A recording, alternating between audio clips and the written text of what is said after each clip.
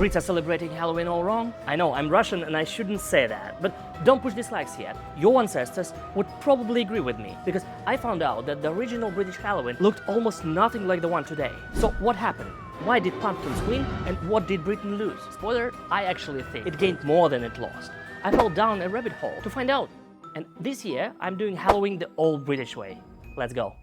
Most people know that the original Halloween had no pumpkins at all. It was about turnips and other root vegetables.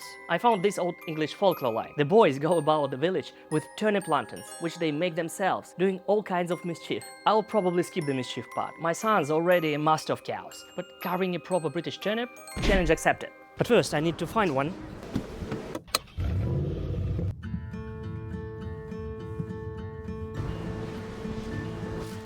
Sorry, do you have turnips? No? Turnips? No? Okay, thank you. Excuse me, do you have turnips? No. You don't have No, turnips? no. Alright, thank you. Excuse me, do you have turnips? We don't. So basically, I couldn't find turnips anywhere. In almost all the shops nearby, but I know that in Marks & Spencer there is a root vegetable called swede. Turns out it was also used for Halloween centuries ago, so swede will work as well. Lots of pumpkins.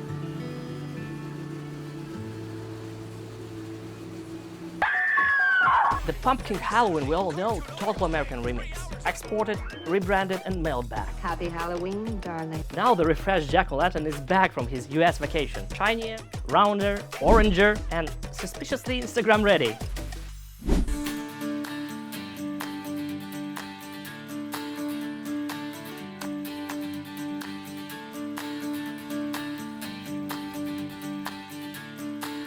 Anyway, here is my authentic and original one.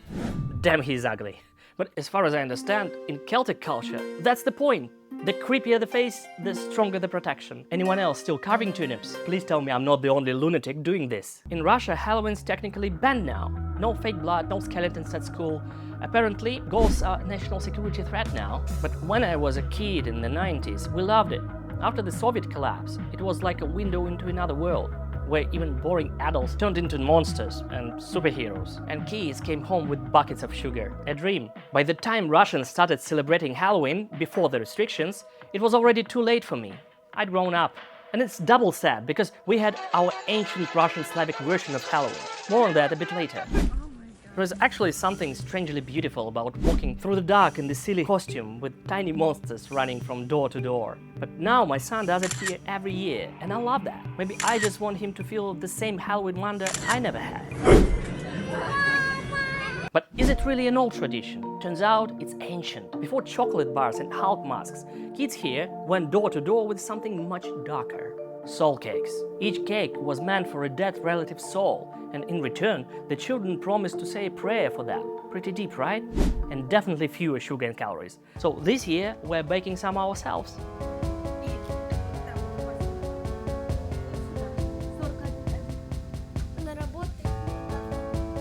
When my son Miron and I go to trick-or-treating, I'll tell him that story, because it doesn't actually end here.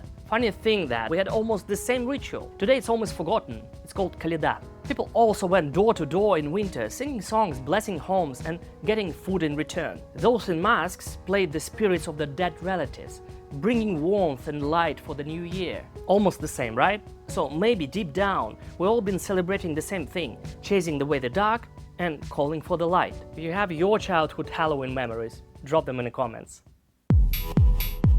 Here's what actually shocked me. The whole idea of dressing up on Halloween wasn't for fun, it was for self-defense. Centuries ago, the Celts celebrated the original Halloween, Samhain, hope I spelled it correct, the night marking winter's start and the new year. They believed that the line between the living and the dead disappeared, vanished, and one wrong step could let a spirit follow you home. So they disguised themselves. Wooden masks, soot-covered faces, burning torches, all to trick the spirits and walk safely through the dark. It wasn't dress up, it was a camouflage from the dead.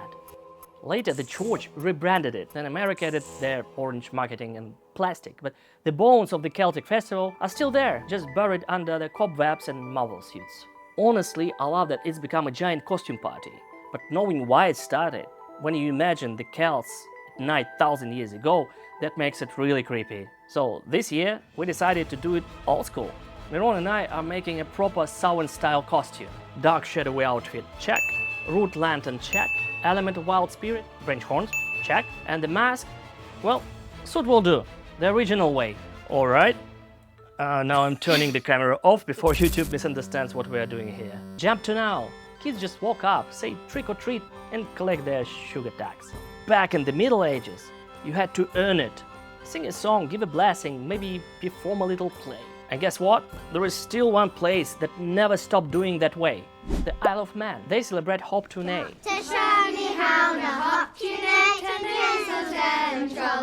Less plastic masks and Tesca pumpkins.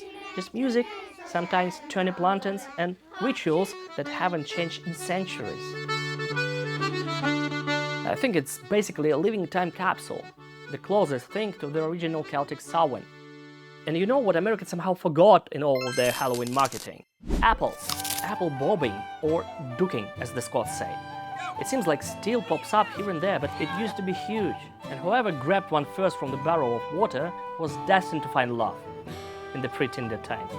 In Cornwall, they had Allen Day. People gave shiny red apples to loved ones for luck, and some even slept with an apple under the pillow, hoping to dream of their future partner. It's so cute, right? Turns out that Halloween wasn't just about fear. It was about love, hope, and light. Light over darkness, good over evil. That's why they lit candles, torches, and bonfires. Winter here is long and tough. People back then psychologically needed that spark to push the shadows away. And now we are ready for an authentic, old-school British Halloween. No marketing and no plastic. But will that make it better? Honestly, I don't think so. Traditions are meant to evolve, to grow, to adapt, to pick up the new stories along the way. Hope that in Russia, Kolyada festival will also rise again updated. Miron won't go trick-or-treating in suit this year. He's already picked his Spider-Man costume. But I'll still take my turnip lantern with me.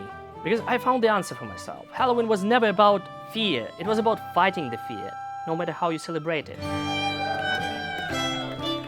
Please subscribe if you found that interesting. See you later, guys.